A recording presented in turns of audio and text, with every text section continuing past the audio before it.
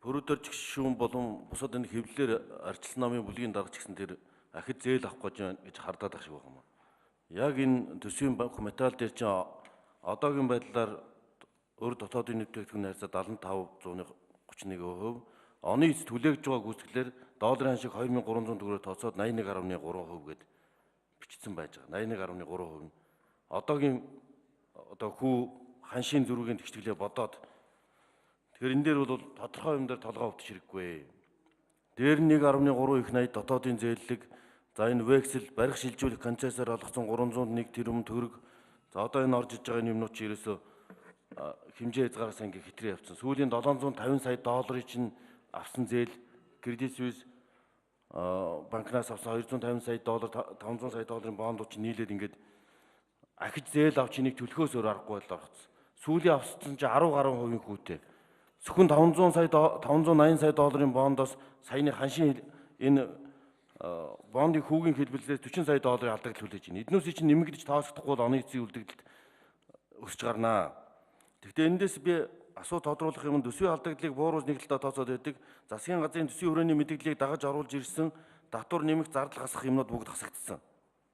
Тэгэхээр яаж ирнэ нүүрсний үнийн ханшийн одоо яг нэг цонхны бодлого хэрэгжүүл нүүрсний үнэ экспортын үнэ нэг цонхоор болгоогоос гадна яаж энэ орлогыг нэмэгдүүл зардлыг бууруулах юм бэ? Энэ дотор энэ 16 оны төсөвд шинээр тусахгүй байх төсвүүд дотор өмнө төсөвд тусаагүй төсөл арга хэмжээ барилга байгууламжийг нэмж тусахгүй байх. За энэ концессийн хөрөнгө оруулалтын төсөл арга хэмжээг засгийн газрын концессийн гэрээгээр болон векслээр санхүүжүүлэхгүй байх шаардлагатай гэсэн юм шийдвэрүүд гарна. Тэгээ энэ дотор чинь энэ төсөл дотор чинь концессийн гэрээгээр барих шилжүүлэхээр биш, барих шилжүүлэх концессийн гэрээний хэлбэрийг барих ашиглах шилжүүлэхээс ахуулаад төсвийн бүтцийн хувьд зарчмын хувьд хийх өөрчлөлттэй шаардлагатай юмуд байна. Энийг ер нь юу гэж бодож байгаа? Энэ хөрөнгө оруулалтын цаана цөөхөн компаниудын нэлээд олон зуун тэрбум төгрөгнүүдийн өмнөг өмнөх засгийн газар векслэр концессор шилжчихсэн.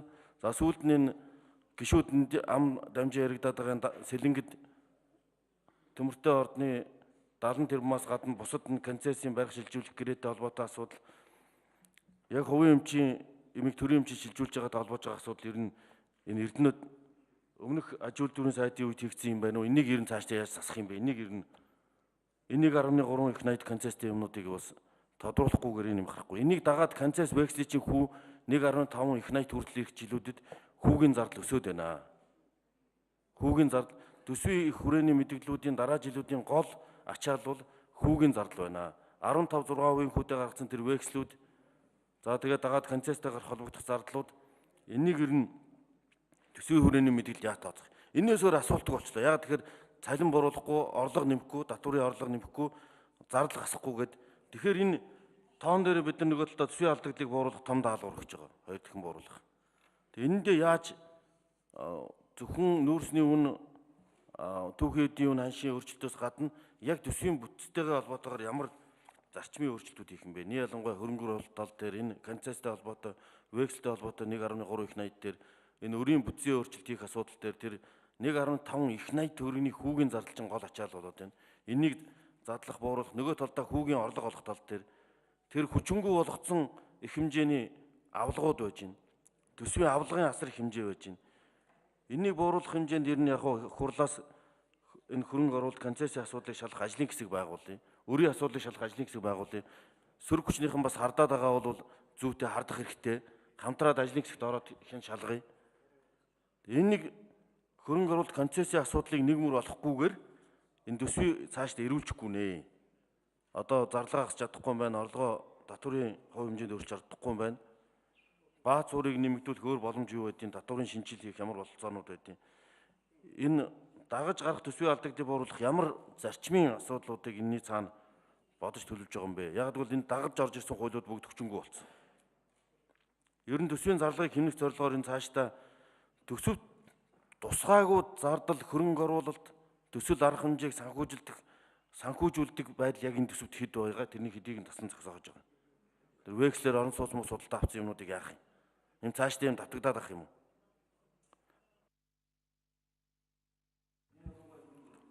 За Хөрлөбаатар дарга хариулах уу?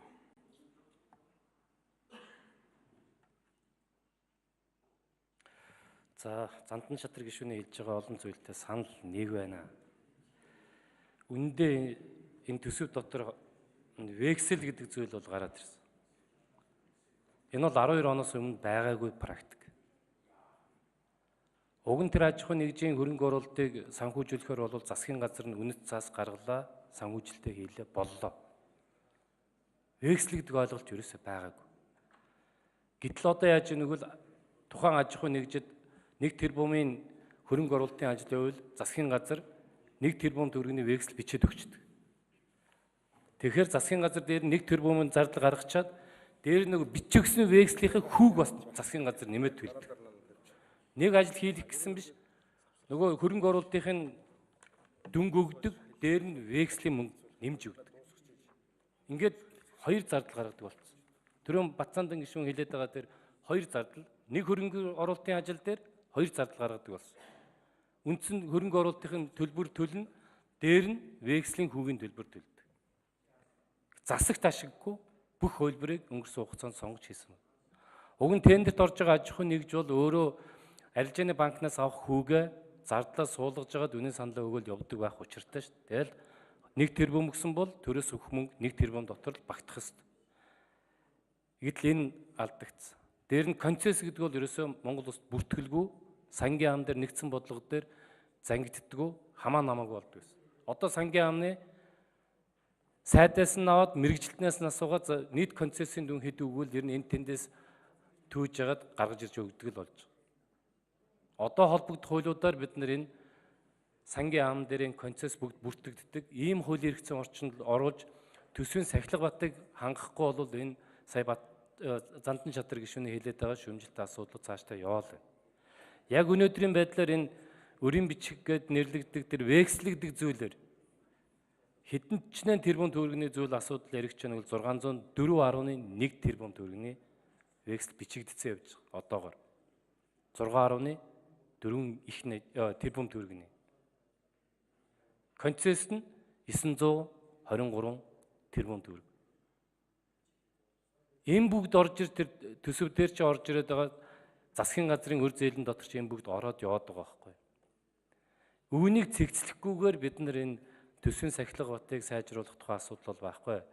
Тэгээд Зандан шатар гишүүний хэлж байгаагаар гаргаж байгаа саналын дагуу төсвийн байнгын орон дээр векслийн ажлыг тодруулах, судлах, дүгнэлт гаргах бүхий ийм нэг ажлын хэсэг бол төсвийн байнгын орон дээр байгуулъя гэж бодож байгаа. Мөн концесс энэ гэрээнүүдийг нь шалгадаг, судалдаг, дүгнэлт гаргадаг ийм ажлын хэсгийг мөн төсвийн байнгын орон дээр гаргая гэж үзэж байгаа. Ингэжээж бид нар энэ төсвийн сахилга батыг сайжруулж авахгүй бол энэ бол Монголын гам шиг бол эдийн засгийн хямралын үндэс өөрөө энэ төсвийн замбраагүй байдал, төсвийн алдаатай бодлогон дээр оршиж байгаа шүү дээ.